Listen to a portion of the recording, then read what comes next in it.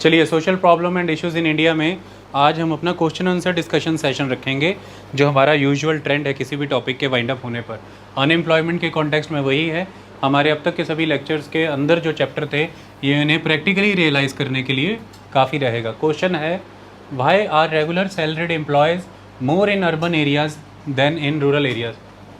तो टॉपिक के हाईलाइट रहते हैं, जैसे कि ये रेगुलर सैलरीड एम्प्लॉयड के बारे में बात हो रही है। अर्बन एरियाज़ में ज़्यादा हैं, रूरल एरियाज़ में कम है। क्यों है?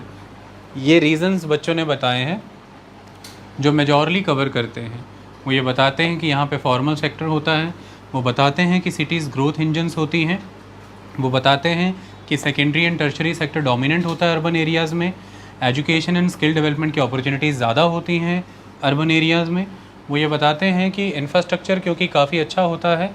ये सारी चीज़ें कुछ बताई गई हैं बच्चों के द्वारा, इन्हीं को स्ट्रीमलाइन करके आपके सामने रखते हैं। देखिए, जब हम रेगुलर सैलरीड एम्प्लॉयज़ की बात करते हैं तो इसको ये समझना ज़रूरी है कि इसके ऑपोजिट में कौन सी एम्प्लॉयमेंट है जिसकी बात नहीं हुई, दैट इज़ वेज लेबरर। आप उसकी बात कर रहे हैं, उसके अगेंस्ट ही हम रेगुलर सैलरीड एम्प्लॉयज़ को पढ़ते हैं। ये क्यों नेसेसरी होती हैं, किस स्ट्रक्चर में ये ज़्यादा डोमिनेंट होती है? जहाँ पर कैपिटलिज़म स्ट्रॉन्ग हो वहाँ पर ये ज़्यादा डोमिनेंट होती है। मतलब जो कैपिटलिज़म की टेंडेंसी है, उस टेंडेंसी के ऊपर किसी तरह का कोई चेक नहीं है। जो गवर्नमेंट्स हैं उस कैपिटलिस्ट एटीट्यूड के साथ लीनियंट हैं, एक लीनियंट एटीट्यूड है, गवर्नमेंट किसी तरह से नर्म है इनके प्रति। तो वहाँ पर ये वेज लेबर सिस्टम बहुत ज़्यादा एग्जिस्ट करता है। क्यों? क्योंकि कैपिटलिज़म पूंजीवाद का समर्थन करता है और मुनाफा बढ़ाने के लिए आप अपनी इनपुट कॉस्ट को मैनेज करें, जिसमें कि वेजेस सबसे इम्पॉर्टेंट फैक्टर के रूप में काउंट किए जाते हैं, तो आप ये मैनेज कर सकते हैं। आपकी लागत कम हो जाती है और आपके मुनाफे बढ़ने लग जाते हैं। तो एक तो जो कैपिटलिस्ट टेंडेंसीज़ हैं जो कि गवर्नमेंट के द्वारा अनहिंडर्ड फ्लरिश होने दी जाती हैं, वहाँ पर ये एटीट्यूड आपको दिखता है। हिस्टोरिकली कॉलोनियल पीरियड के दौरान यूरोपियंस ने जहाँ जहाँ शासन किया वहाँ ये नज़र आया। और उसके बाद 1950s के बाद जब दुनिया आज़ाद होने लगी अलग अलग यूरोपियन कॉलोनियल पावर से, वहाँ पर भी आपको ये नज़र आया जहाँ जहाँ पर कैपिटलिस्ट सोसाइटी डोमिनेंट थी। लेकिन अब ये इंडिया के कॉन्टेक्स्ट में पूछा गया है, तो वहाँ पर आपको ये जानना ज़रूरी है कि सबसे पहली चीज़ कि भारत के अंदर जो 30 मिलियन फॉर्मल सेक्टर जॉब हैं, उसमें जो डोमिनेंट रोल प्ले कर रही है वो गवर्नमेंट खुद कर रही है। 18 मिलियन जॉब्स जो हैं इस 30 मिलियन में से, वो तो पब्लिक सेक्टर के अंदर ही एग्जिस्ट कर रही हैं। और पब्लिक सेक्टर हमारे देश में मोटिवेटेड रहा है, उसके पीछे की जो मोटिवेशन रही है वो एज़ कंपेयर टू प्रॉफिट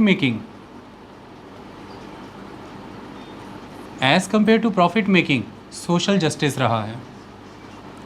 जो एक्चुअल में हमारे देश में पब्लिक सेक्टर सोशल जस्टिस के कॉन्सेप्ट से मोटिवेटेड रहा है, सामाजिक न्याय के कॉन्सेप्ट से।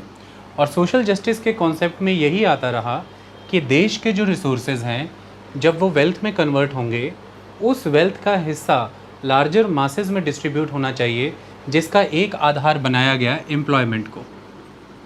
तो एम्प्लॉयमेंट के वाया नेशनल वेल्थ का एक शेयर लोगों तक पहुंचेगा। तो इसीलिए सामाजिक न्याय की दृष्टि से आप सारा साल एक व्यक्ति को काम दे रहे हैं, चाहे कंपनी नुकसान में भी चल रही है, चाहे वो इंडस्ट्री सिक हो चुकी है, उसे सेंट्रल बजट से सपोर्ट की नीड है या स्टेट बजट से सपोर्ट की नीड है, फिर भी आपने जॉब सिक्योरिटी को, सेफ्टी को, सैलरी को इंटैक्ट रखा हुआ है, मेंटेन रखा हुआ है।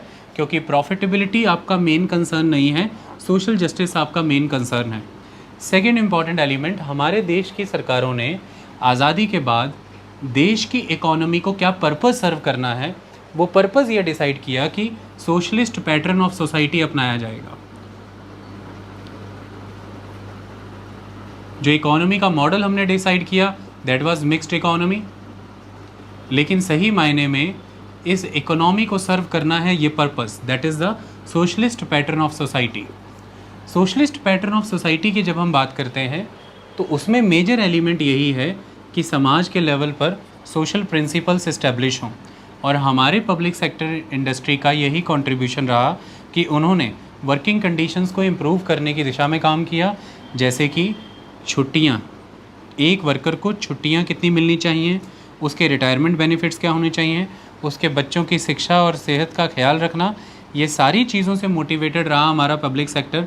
इसी कारण हम कहते हैं कि these jobs are the regular salaried jobs and these sectors are the formal sectors, क्योंकि आप ये सारी बातों को सिक्योर करते हैं जो मैंने अभी आपको बताई। अब दूसरी तरफ हमारे देश में जब प्राइवेट सेक्टर नर्चर हुआ तो उस प्राइवेट सेक्टर के ऊपर भी हमारी गवर्नमेंट का एक चेक रहा, और वो चेक इस बात को इंश्योर करने में रहा कि वर्कर की कंडीशन कैसी है काम की। इसीलिए अगर गाँवों और शहरों का कंपैरिजन करें तो cities are the political centres. शहर जो होते हैं ये पॉलिटिकल सेंटर्स की तरह काम करते हैं। मतलब देश के स्तर पर किसी भी तरह के डेमोन्स्ट्रेशंस हैं, प्रोटेस्ट हैं, कोई भी कार्रवाई है, द मीडिया सेंटर्स, ये सभी हमारे देश के नगरों में सक्रिय रहते हैं, यानी कि सिटीज़ में। The urban centres are the hub for all the demonstrations, protest. आपने कभी भी देखा होगा धरना शहरों में होता है, प्रदर्शन आप शहरों में करते हैं, चाहे वो किसान हैं, चाहे लेक्चरार हैं, टीचर्स हैं, कोई भी हैं, वो चंडीगढ़ मटका चौक जाते हैं, वो सेक्रेटरीट का घेराव करते हैं, किसी भी चीज़ को जा कर के वो करते हैं। तो शहर जो हैं इसका सेंटर होते हैं। तभी आपने देखा होगा all the media centres are existing there. इसीलिए आपने देखा होगा कि trade unions are very much active, क्योंकि मीडिया उनकी बात सुनता है, सरकारें उनकी अप्रोच में हैं। तो क्योंकि शहरों में जो उद्योग धंधे हमारे देश के लगे, वो उद्योग धंधे शहर में राजनीतिक दबाव और प्रभाव से बाहर नहीं रह पाए। यही कारण है कि उन्हें अपना नेचर एक फॉर्मल सेक्टर के रूप में, एक regular salaried employment cadre maintain करने के रूप में बरकरार रखना पड़ा। जिन राज्यों में लेफ़्ट पार्टियों की सरकारें हुआ करती थी वहाँ पर यह दबाव बहुत ज़्यादा बनाया जाता था कंपनियों के ऊपर, जैसे कि बंगाल है। यही कारण है कि बड़े पैमाने पर बंगाल से इंडस्ट्री पलायन कर गई, माइग्रेट कर गई। बंगाल से इंडस्ट्री के माइग्रेशन का एक बड़ा रीज़न है वहाँ की लेफ़्ट पार्टियों की सरकारें। उन लेफ़्ट पार्टियों की सरकारों ने ट्रेड यूनियंस को बहुत बड़े स्केल पर फ्लरिश होने दिया, और उन ट्रेड यूनियंस ने इतनी ज़्यादा स्ट्राइक्स और इतना ज़्यादा प्रोसेस को हिंडर कर दिया कि अल्टीमेटली इंडस्ट्री इकोनॉमिकली वायबल ही नहीं रही। मालिक के लिए फैक्ट्री चलाना ही नामुमकिन हो गया, और ये कारण है कि इंडस्ट्री विहीन हो गया बंगाल। आज बंगाल उसी इंडस्ट्री को ढूंढ रहा है। इसके बिल्कुल उलट गुजरात में लगातार जो सरकारें आईं उन्होंने बहुत लिबरल गवर्नमेंट प्रोवाइड की इंडस्ट्रियलिस्टों को, यानी कि उन्होंने नर्म मौके दिए काम करने के। वहाँ पर नियम कानून नर्म रखे गए, एक इंडस्ट्रियलिस्ट के फेवर में रखे गए, जिसे ईज़ ऑफ डूइंग बिजनेस का नाम दिया गया। इंडस्ट्रीज तेज़ी से माइग्रेट हुई गुजरात की तरफ। कोरोना के बाद लगातार उद्योग धंधों को अट्रैक्ट करने के लिए अलग अलग राज्य सरकारों ने अपने श्रम कानूनों में बदलाव किए थे। मेरे लेक्चर्स भी थे इसके ऊपर। जैसे उत्तर प्रदेश की सरकार ने ज़्यादा इन्वेस्टमेंट अट्रैक्ट करने के लिए अपने वेज लॉज को अमेंड किया था। क्यों? क्योंकि उन्हें नर्म बनाया था ताकि उद्योगपति आए और यहाँ पर रोज़गार को बढ़ावा दें। तो शहर हमारे देश में राजनीति का केंद्र हैं। ऐसे में उद्योग जगत ऑलवेज सर्वेलेंस के अंडर रहता है, अलग अलग संस्थाओं के, जैसे कि राजनीतिक संस्थाओं के, और दूसरी तरफ द मीडिया सेंटर्स। यही कारण है कि बड़े पैमाने पर उन्हें उन सभी नियमों के साथ कंप्लायंस करना पड़ता है जो एक इंडस्ट्री पर लागू होते हैं। वो शर्तों को मैनिपुलेट नहीं कर सकते। इसीलिए आपको ग्रामीण इलाकों में जो कोई वर्कशॉप या कोई फैक्ट्री लगी दिखेगी, अक्सर आप वहाँ पर देखेंगे क्योंकि वो सर्वेलेंस की दृष्टि से बाहर हैं, तो वहाँ पर नियमों की मैनिपुलेशंस का लेवल बहुत ज़्यादा होगा। वहाँ पर नियम उतने कंप्लायंस में नहीं रहते। लेकिन वहीं अगर आप एक सिटी में हैं, जीएसटी से जुड़े नियम, वर्कर लॉज से जुड़े हुए नियम, तमाम सफाई से, एनवायरनमेंट से जुड़े हुए नियम, चिमनी की ऊंचाई से जुड़े हुए नियम आपको बहुत सख्ती से पालन करने पड़ते हैं। सो भारतीय urban centres, they are the political centres as well. They are the surveillance areas of the media centers because they are the hub for the media institutions as well.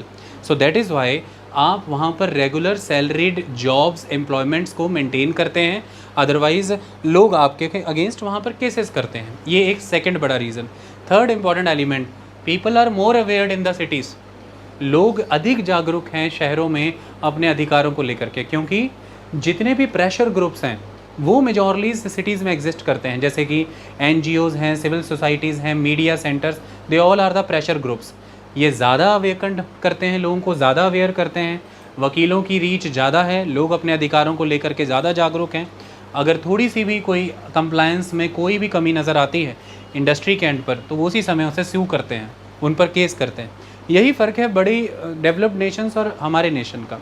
Developing और developed Nations के मामले में कई बार आपने कुछ खबरें सुनी होंगी कि वहाँ पर एक औरत ने बर्गर खाया, उसका पेट खराब हो गया तो $10 मिलियन का केस हो गया तो उसको देने पड़े। आपने सुना होगा कि एक रेस्टोरेंट में खाना खाया, तबीयत खराब हो गई, उसने केस कर दिया तो उनको इतना पैसा देना पड़ा। What do you mean by that? जो ह्यूमन राइट्स हैं वो बहुत ज़्यादा स्ट्रॉन्ग हैं। क्यों? क्योंकि लोग बहुत ज़्यादा जागरूक हैं। उन्हें सरकारों पर ऐसा दबाव बनाया है कि सरकारें ऐसा नियम बनाएं, और फिर वो नियमों की पालना करवाने में भी उतने मजबूत हैं कि वो सरकारों पर चेक रखते हैं। जुडिशरी उतनी ही ज़्यादा रिस्पॉन्सिबल होगी जितने ज़्यादा लोग इंटेलिजिबली उसे अप्रोच करेंगे। तो क्योंकि हमारे ये सेंटर्स इंपॉर्टेंट जुडिशियल सेंटर्स के रूप में भी होते हैं द सिटीज़। आप देख सकते हैं कोई भी शहर है, जुडिशियल कॉम्प्लेक्स कहाँ होता है? मुझे बताइए। शहरों में होता है। Judiciary is more approachable to the city people as compare to the rural people, the city developers. गाँव के इलाकों में कितने ही मुद्दे थाने तक, कचहरी तक पहुंचते नहीं है, पंचायती लेवल पे निपटा देते हैं। क्यों? उनका कहना ये है कि अब कचहरी के चक्कर कौन लगाए, चंडीगढ़ कौन जाए हाई कोर्ट। आप चंडीगढ़ में ही रहते हैं, आपके तो घर के बगल में हाई कोर्ट है। आप लिटिगेशन करने से डरेंगे नहीं। तो शहरों के लोगों के मुंह पे होता है कि लिटिगेशन लगा दूंगा, फिर मत कहियो, केस लगा दूंगा। तो द थिंग इज़ कि the institutions are approachable to the city dwellers. They are far more closer to the city dwellers. So institutional working is also important. That awareness among the masses is important. Pressure groups active हैं, ये important है. Civil societies are working a lot. NGOs are working a lot about the working conditions. Regular visits होती हैं, वो देखते हैं कि कर्मचारी कैसे काम कर रहे हैं, उन पर ध्यान दिया जा रहा है कि नहीं। ये सारे फैक्टर्स हैं जो सोशली पॉलिटिकली सिटीज़ लेवल पर एग्जिस्ट करते हैं अर्बन एरियाज़ में। इसलिए जो नियम कानून है उनकी कंप्लायंस का लेवल ज़्यादा है, तो संस्थाओं को वो मानना पड़ता है, आप उससे मनाही नहीं कर सकते। दूसरी तरफ कहानी इंफ्रास्ट्रक्चर की। देखिए, एक ज़रूरी चीज़ ये होती है कि जब भी आप कहीं पर प्रोड्यूस कर रहे हैं, आप रेगुलर सैलरीड एम्प्लॉयड को मेंटेन किस अराउंड पर कर सकते हैं? आपकी प्रोडक्शन कॉन्टीन्यूअस हो, उस प्रोडक्शन की कंजम्पशन कॉन्टीन्यूअस हो। मतलब आप जो प्रोड्यूस कर रहे हैं उसके लिए मार्केट भी तो कॉन्टीन्यूअस चाहिए। आप अगर इन्वेंट्री स्टॉक बढ़ाते चले जा रहे हैं तो भी तो आपकी कंपनी घाटे में चली जाएगी, तो आप फाइनली लिक्विडेशन या रिट्रेंचमेंट की तरफ जाएंगे, कंपनी बंद होगी, तब आप रेगुलर सैलरीड एम्प्लॉय कैसे मेंटेन कर पाएंगे? So cities are very well connected, अंदरूनी भारतीय बाज़ारों के साथ, the domestic market and the external market, the export market.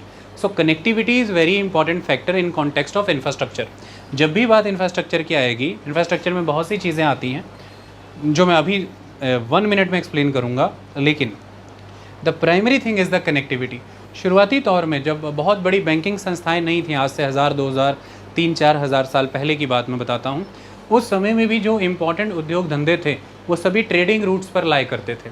हमारे देश में अलग अलग ट्रेडिंग रूट्स हुआ करते थे, जैसे Uttarapatha, Dakshinapatha, they were the important trading routes. इसी तरह से बाद में जो महत्वपूर्ण समुद्री मार्ग थे और जो बंदरगाह थे, ये इंपॉर्टेंट सिटीज़ बन करके उभरे, जैसे कि भड़ोज था, ताम्रलिप्ति था, ये इंपॉर्टेंट बंदरगाह हुआ करते थे। सो trading route connectivity is a very important thing. आदिकाल से लेकर के अब तक वही महत्वपूर्ण शहरों के इलाके भी हैं। सभी इंपॉर्टेंट शहर, जैसे कि सिल्क रूट है, उस पर आने वाले सभी इंपॉर्टेंट शहर आज भी इंपॉर्टेंट सिटीज़ हैं, कुछ तो कई राज्यों की कैपिटल्स भी हैं। So connectivity is important. Cities are well connected with the domestic market in the country and with the external market via the ports, via the rail, road and the waterways. ये एक कारण बनता है infrastructure context में कि निवेशक यहीं आते हैं। सो इन्वेस्टमेंट्स जो हैं वो रूरल एरियाज़ के मुकाबले अर्बन एरियाज़ की तरफ रूट होती हैं, तभी उद्योग धंधे वहाँ पर ऐसे लग पाते हैं जो उद्योग धंधे सारा साल प्रोड्यूस करें, जिनके पास कंटिन्यूस मार्केट है for the consumption of their supplies, for the consumption of their production. तो यही कारण है कि वहाँ पर आप रेगुलर सैलरीड एम्प्लॉयज़ मेंटेन कर सकते हैं। लेकिन वहीं ग्रामीण स्तर पर ये हो पाना प्रॉब्लमेटिक है। ग्रामीण स्तर पर अगर है तो एग्रो प्रोसेसिंग यूनिट्स, जैसे कि शुगर की मिल। अब शुगर मिल की एक खासियत है कि वो सीजनल है, आपको सीजनल एम्प्लॉयमेंट मिलेगी। 6 महीने के आपके पास रोज़गार है, बाकी 6 महीने रोज़गार नहीं है, क्योंकि आपका जो रॉ मटेरियल सप्लाई है वो अल्टीमेटली उसी इलाके से आ रहा है जिस इलाके में गन्ना उग रहा है। आप कंटिन्यूस रॉ मटेरियल इनपुट नहीं फैच कर पा रहे हैं, तो कंटिन्यूस आउटपुट भी नहीं दे पा रहे हैं, तो फिर उतने महीनों के लिए जॉब कैसे मेंटेन कर पाएंगे आप रेगुलर? तो इसलिए job nature is a seasonal. इसके अलावा उन्हीं लोगों की जॉब शुगर मिल में रेगुलर रह जाती है जो मेंटेनेंस से जुड़े हुए हैं, जो अपग्रेडेशन से जुड़े हैं, प्रोजेक्ट से जुड़े हुए हैं। शुगर मिल में अगर आपका कोई रिलेटिव है तो कभी विजिट करिएगा, अगर वो maintenance, upgradation, project management, HR से जुड़े हुए हैं तो सारा साल की जॉब है। Rest all the people they are on contract, वो ठेके पर रहते हैं, सीजनली आते हैं फिर चले जाते हैं। उनसे जुड़ी हुई सारी फैक्ट्रियाँ जो शुगर मिल के लिए प्रोडक्शन करती हैं, जैसे चेन बनाती हैं, बेल्टें बनाती हैं, सब कुछ बनाती हैं, वो भी सीजनल होती हैं, क्योंकि जब शुगर मिल नहीं चल रही है तो फिर उनकी भी प्रोडक्ट नहीं कंज्यूम होंगे तो वो भी नहीं चलेंगे। ऐसे में अगर आप शुगर मिल्स को वेल कनेक्टेड रखें वर्ल्ड वाइड, जैसे यूरोपियन कई मिल्स हैं, world wide they are well connected, cost effective manner में उन्हें world wide raw material fetch हो रहा है और उनकी सप्लाई भी वर्ल्ड वाइड चल रही है, तो वो राउंड द ईयर चलेंगी, और round the year employment generate करेंगी।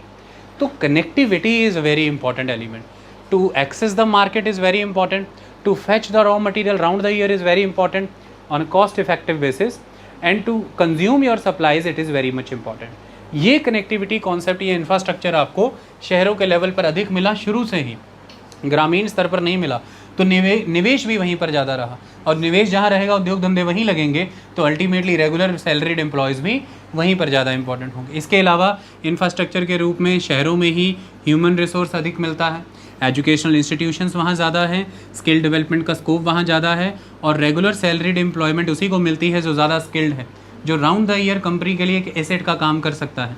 यही कारण है, तो ह्यूमन रिसोर्स का स्कोप अधिक है due to these institutions. Infrastructure के कॉन्टेक्स्ट में ये इंपॉर्टेंट था। Second, credit supply, credit institutions are more dominant in the urban areas. जितनी भी बैंकिंग और अदर फाइनेंशियल इंस्टीट्यूशंस हैं, they are dominant in the urban areas, not in the rural areas. If they are working in the rural areas, the objective of their working is more or less the financial inclusion. अगर वो ग्रामीण स्तर पर ज़्यादातर अगर हैं भी, तो उनका काम फाइनेंशियल इंक्लूजन प्रोवाइड करना है, सरकारी सेवाएं लोगों तक पहुंच जाएं, सरकार की योजनाएं लोगों तक पहुंच जाएं और लोगों की सेविंग मोबिलाइज हो जाए।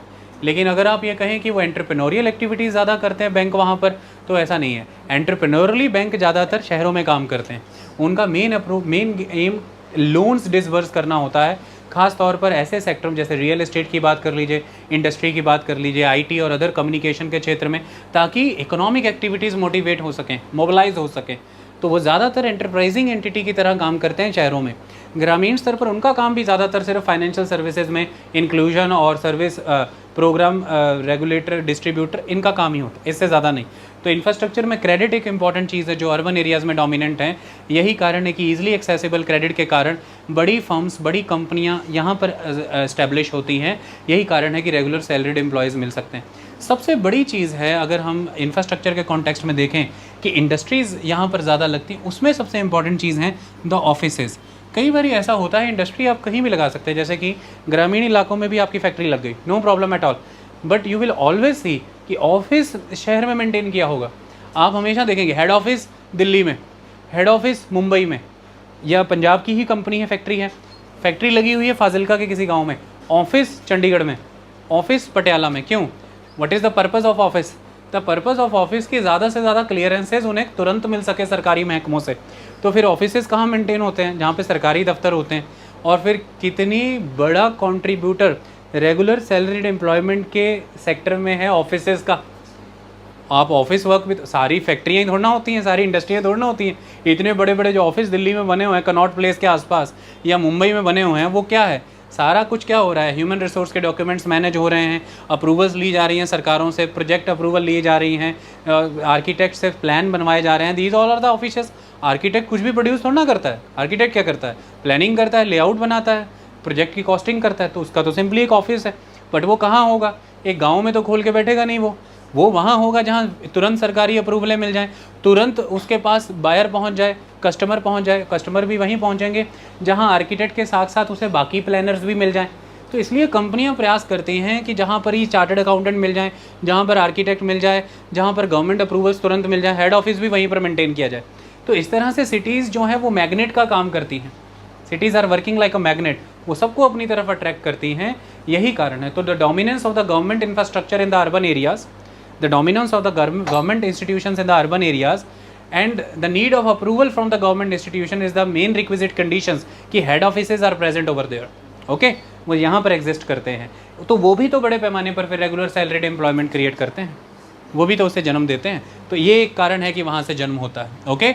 बाकी आप उसमें ये सारा यूज़ कर लेना कि फॉर्मल सेक्टर एम्प्लॉयमेंट ज़्यादा यहाँ पर होती है। गवर्नमेंट खुद यहाँ पर फॉर्मल सेक्टर एम्प्लॉयमेंट के रूप में खड़ी है। अलग अलग टाइप ऑफ इंफ्रास्ट्रक्चर यहाँ पर है। पावर सप्लाई कंटिन्यूस रहती है, कनेक्टिविटी का इंफ्रास्ट्रक्चर यहाँ पर है, क्रेडिट इंफ्रास्ट्रक्चर यहाँ पर है, ह्यूमन रिसोर्स का इंफ्रास्ट्रक्चर यहाँ पर है। ये सारी चीज़ें यहाँ पर एग्जिस्ट करती हैं। मार्केट्स, मंडियाँ यहाँ पर स्थापित होती हैं। एजुकेशन, स्किल डेवलपमेंट यहाँ पर डोमिनेंट है। ये सारे कारणों से शहरों को ग्रोथ इंजन बोला गया है देश का।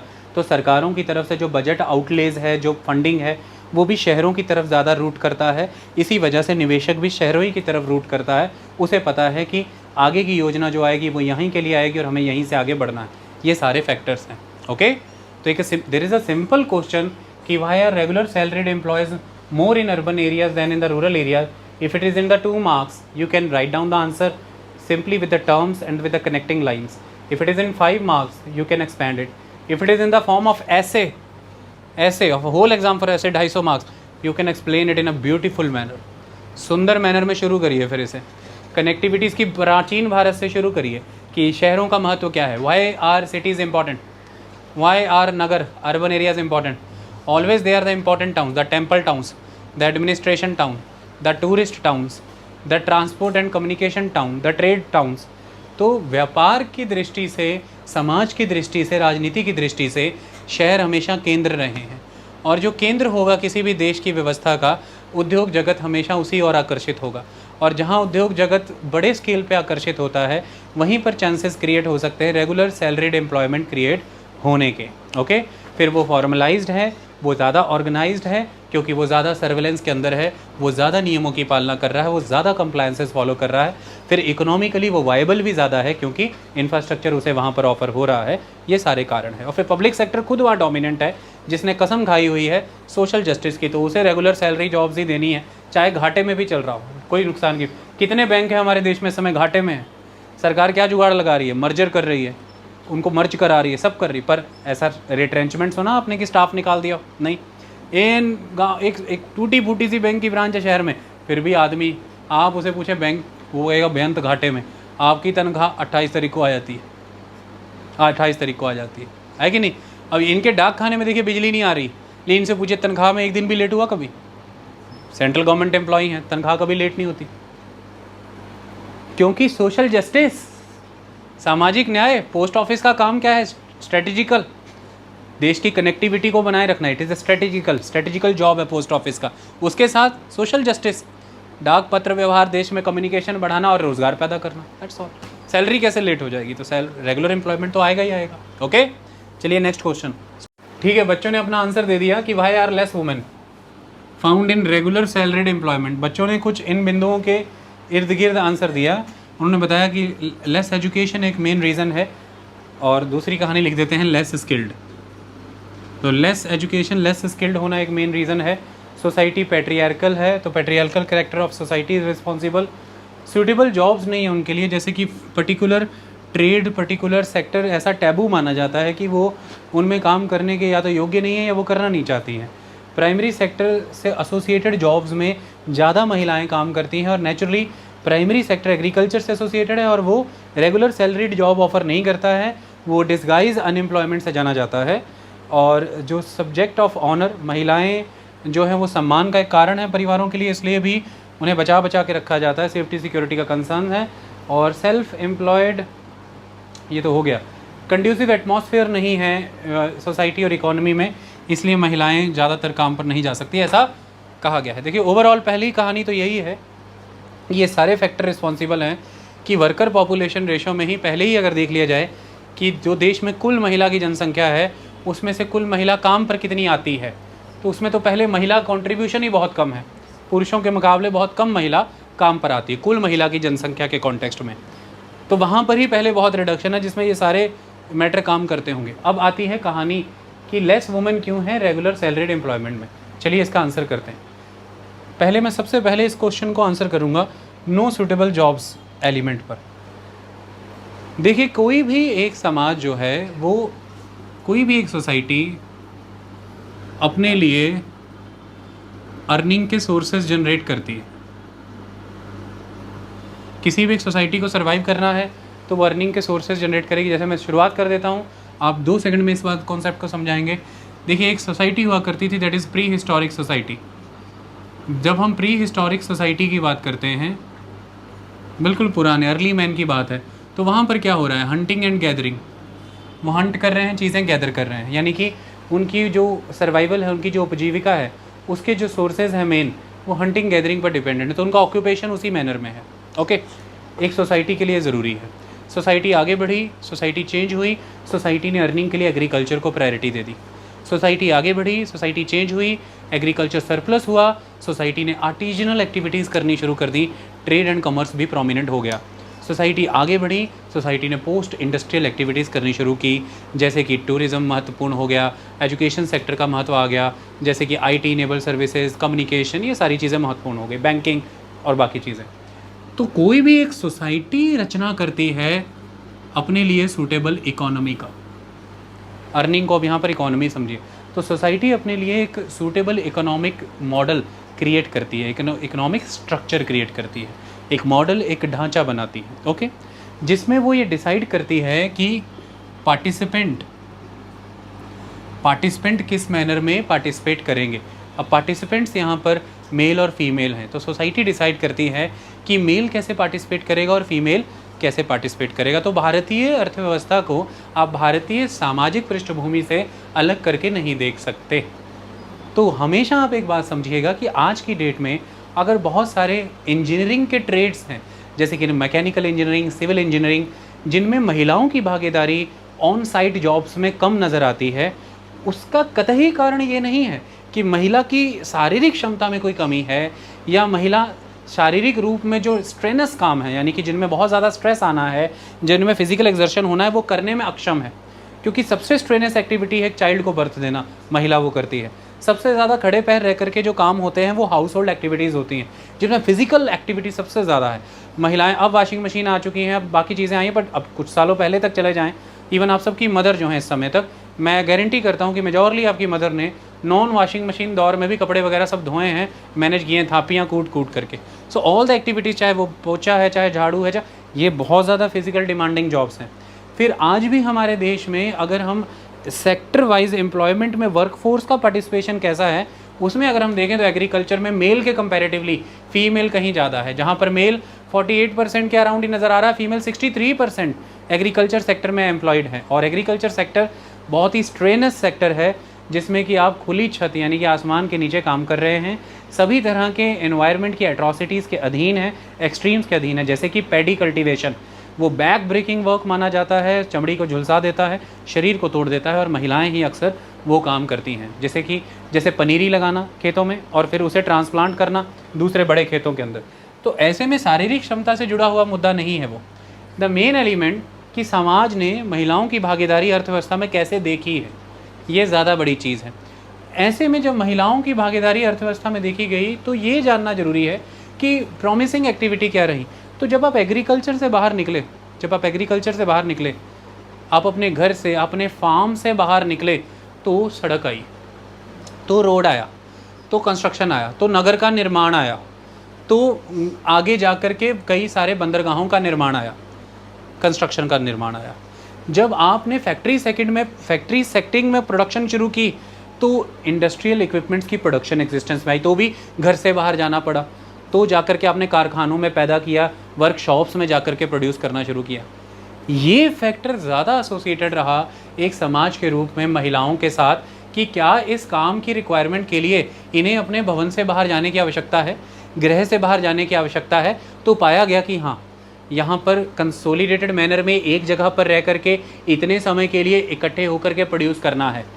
तो ऐसे में समाज के भीतर ये तय किया गया कि महिलाएं अधिकतर बायोलॉजिकली चाइल्ड डेवलपमेंट से एसोसिएटेड हैं, क्योंकि चाइल्ड रियरिंग इज़ इम्पॉर्टेंट। अब ये एक नेचुरली ही नीड है वुमेन की कि उसे बच्चे को फीड करना है। अब आज की डेट में पाउडर दूध के डब्बे आ चुके हैं, दूध की बोतलें, सब कुछ हैं, पर थोड़ी देर के लिए इमेजिन करें जब ये सब कुछ भी नहीं रहा होगा तो एक बच्चे को कैसे रियर किया जाए। महिलाओं पर ही ये निर्भर था कि वो उसे फीड करेंगी। तो ऐसे समाज में जब आप परिवार में कई छोटे बच्चे हैं और एक ही साथ में वो आप पर निर्भर हैं, दूध पी रहे हैं, आप उन्हें छोड़ करके किसी ऐसी सेटिंग में, किसी ऐसी जॉब में नहीं जा सकती जो घर से बाहर हो रही हैं। इसलिए घर में पशुओं को देखना, घर ही से एसोसिएटेड बाग बगीची या खेत है उसे देखना, घर के कामकाज करना, महिलाओं को इससे जोड़ा गया। घर से बाहर जो काम हुआ करते थे, जैसे कि सड़कों का निर्माण, भवनों का निर्माण, दुर्गों का निर्माण, या फिर और बंदरगाहों का निर्माण, या फिर किसी कारखाने में बैठ करके कोई वस्तुओं का निर्माण, महिलाओं को उससे जोड़ा नहीं गया। तो यही कारण है कि सोशलिस्ट सोसाइटी ने एक टाइम पर जब सोशलिस्ट सिस्टम ऑफ प्रोडक्शन अपनाया और ये कहा कि सारी प्रोडक्शन नेशन की वेल्थ है और हर पार्टिसिपेंट इसमें इक्वली पार्टिसिपेट करेगा, तो सबसे पहला फोकस उनका ये था कि क्रैचेस बनाए जाएं। जो भी वर्किंग साइट्स हैं, जो भी फैक्ट्रीज़ हैं, वहाँ पर क्रैचेस बनाए जाएंगे और मैटरनिटी लॉ पास किए जाएं। तब जा कर के फीमेल को आप वर्क एनवायरनमेंट में इंड्यूस कर पाएंगे। इसीलिए हमारी नेशनल एजुकेशन पॉलिसी में भी इन प्रावधानों का जिक्र आता है। तो कुल मिलाकर के आज अगर आप देश के स्तर पर महिलाओं को रेगुलर सैलरीड एम्प्लॉयमेंट में लाना चाहते हैं, ये इस पर निर्भर नहीं करता कि महिलाएं कितनी इच्छुक हैं कि नहीं, ये इस पर निर्भर करता है कि महिलाओं की बायोलॉजिकल नीड्स और सोसाइटी में उनके बायोलॉजिकल कंट्रीब्यूशन को देखते हुए क्या कंड्यूसिव लॉज हैं हमारे देश के अंदर, क्या मैटरनिटी लीव के बेनिफिट्स हैं। अगर मैटरनिटी लीव नहीं है तो महिला रेगुलर सैलरीड एम्प्लॉयमेंट में कैसे जा सकती है, उसे 10 महीने की कम से कम छुट्टी चाहिए। यही कारण है कि directive principle of state policies में हमने ये दिशा निर्देश दिया आर्टिकल के अंदर कि देश के अंदर मैटरनिटी लीव का बेनिफिट कानून बना करके डाला जाए, ताकि महिलाएं भी वर्कर पार्टिसिपेशन लेवल पर ज़्यादा कंट्रीब्यूट कर पाएँ। क्योंकि रेगुलर सैलरीड एम्प्लॉयमेंट तभी आप एक वुमेन को ऑफ़र कर सकते हैं अगर आप उसके साथ उसे छुट्टियों का प्रबंध ऑफ़र करते हैं। अगर उस दौरान प्रेगनेंसी के दौरान वो जॉब से चली गई, कहानी ख़त्म हो गई, दोबारा ज्वाइनिंग की कोई व्यवस्था नहीं है। इसीलिए जिन सेक्टर्स में ये व्यवस्था है, महिलाएं उन्हीं सेक्टर्स को ज्वाइन करती हैं और वहीं पर टिक भी करती हैं। जैसे बैंकिंग आप ज्वाइन करिए, जैसे कि स्कूल कॉलेजेस एजुकेशन, जैसे कि एडमिनिस्ट्रेशन यानी कि पुलिस और बाकी सिविल एडमिनिस्ट्रेशन। तो किसी भी देश में महिलाओं को रेगुलर सैलरीड एम्प्लॉयमेंट में लाना है, उसमें बड़ा चर्चा का बिंदु ये नहीं होता कि वो शारीरिक रूप में सक्षम है कि नहीं। बड़ा चर्चा का बिंदु ये है कि समाज ने अर्थव्यवस्था में उनकी भागीदारी कैसी निश्चित की है, समाज के कैसे टैबूज थे। So social transformation is required first. It is not about the physical health, it is about the social transformation. Second aspect कि अलग अलग फिजिकल रिक्वायरमेंट्स को सर्व करने के लिए टेक्नोलॉजी कैसी डेवलप करी उस सोसाइटी ने। अगर आज आप मैकेनिकल सेक्टर में फ़ीमेल को जाते हैं, तो आने वाले समय में अगर रेगुलर सैलरीड एम्प्लॉयमेंट में मैकेनिकल सेक्टर और कंस्ट्रक्शन सेक्टर में फ़ीमेल की भूमिका बढ़ानी है, सो ऑटोमेशन इज़ रिक्वायर्ड। आप ऑटोमेशन को इन्हांस करते जाइए, फीमेल पार्टिसिपेशन आपको बढ़ता हुआ नज़र आना शुरू हो जाएगा। They will work more in that automated sector. आई बात समझ में? तो इसलिए सरकारें अब प्रयास कर रही हैं कि अलग अलग सेक्टर में महिलाओं की भागीदारी को बढ़ाया जा सके। तो इसी वजह से उसमें बनते हुए टेक्नोलॉजिकल चेंजेस लाए जा रहे हैं कि सामाजिक व्यवस्था को ध्यान में रखते हुए सोशल ट्रांसफॉर्मेशन में तो अभी बहुत समय लगेगा। ये बहुत समय बाद आएगी ये चीज़। आप देख पाएंगे कि आपकी जो घर की बेटी है वो गाड़ियों के नीचे घुस करके गाड़ियाँ रिपेयर कर रही है, लेकिन आप इस बात के साथ बहुत कंफर्टेबल हैं कि आपकी घर की बेटी एक रोबोट पे वर्क कर रही है कंप्यूटर प्रोग्रामिंग से, और वो रोबोट उस गाड़ी को करेक्ट कर रहा है। तो किसी भी नेशन के पॉलिसी मेकर के सामने ये प्रायोरिटीज़ को चूज़ करना रहता है कि वो फीमेल पार्टिसिपेशन के लिए अब सोशल रेवोल्यूशन लेकर लाने की तरफ चल पड़े कि लोगों का दिमाग ठिकाने लग जाने, या फिर वो ये कोशिश करे कि अगर फैक्ट्री सेटिंग में ही बदलाव आ सकते हैं तो कर लो।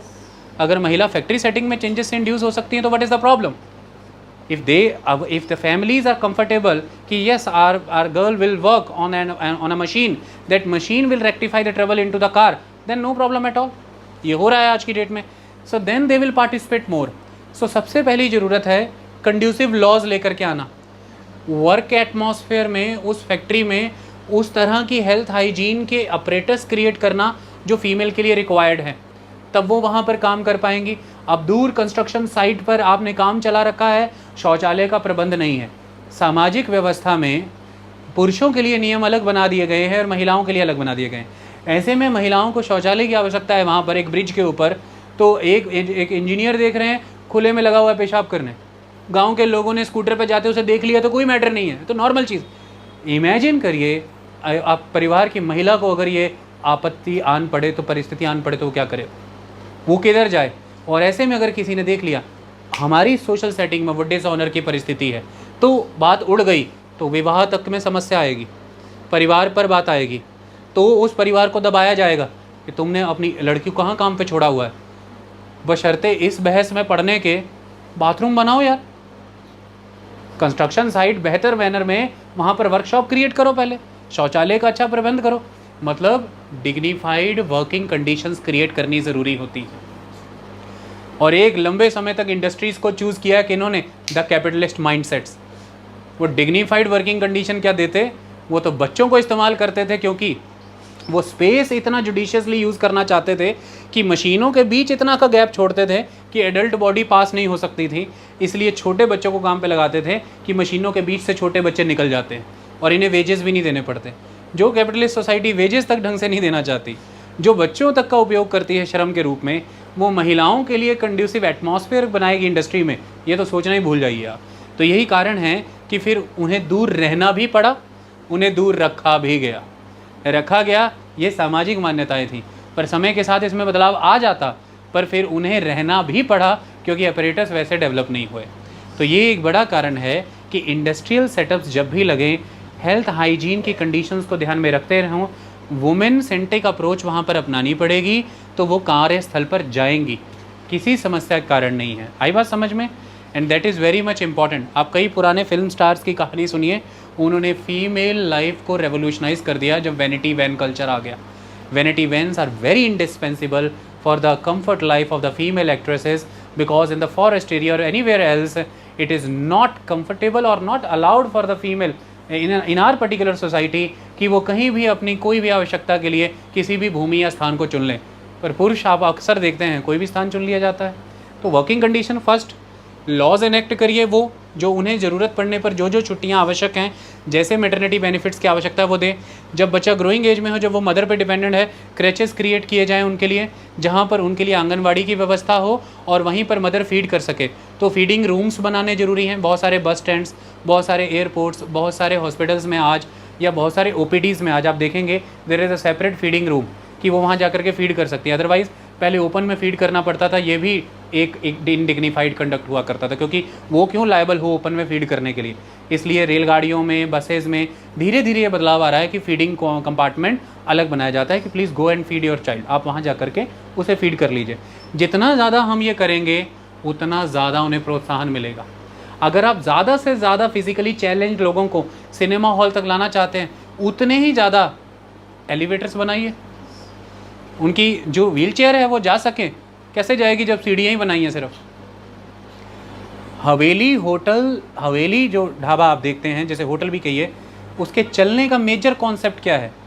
सभी सीढ़ियों के साथ आपको वो पाथवेज भी मिलेंगे। Even in the washrooms, wheel chair direct washrooms तक एंटर कर सकती हैं। एक सही आर्किटेक्चर इसी कॉन्सेप्ट पे खड़ा होता है, तो वो ज़्यादा फुटफॉल अचीव करते हैं ऐसे लोगों का।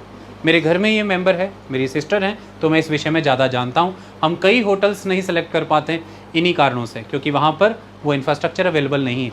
तो सोचिए जॉब के लिए ये कितना ज़रूरी होगा।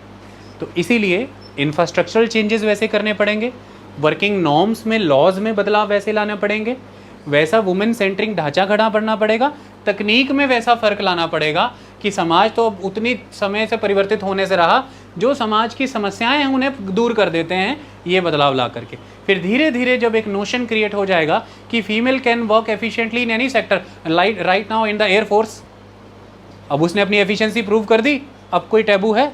अब कोई परिवार डरता है कि लड़की या लड़के का मुद्दा रह गया एयरफोर्स में? ना। नेवी में ना। ऐसा ही आर्मी में भी हो जाएगा, पुलिस में ऑलरेडी हो चुका है, सिविल सर्विसेज में ऑलरेडी हो चुका है।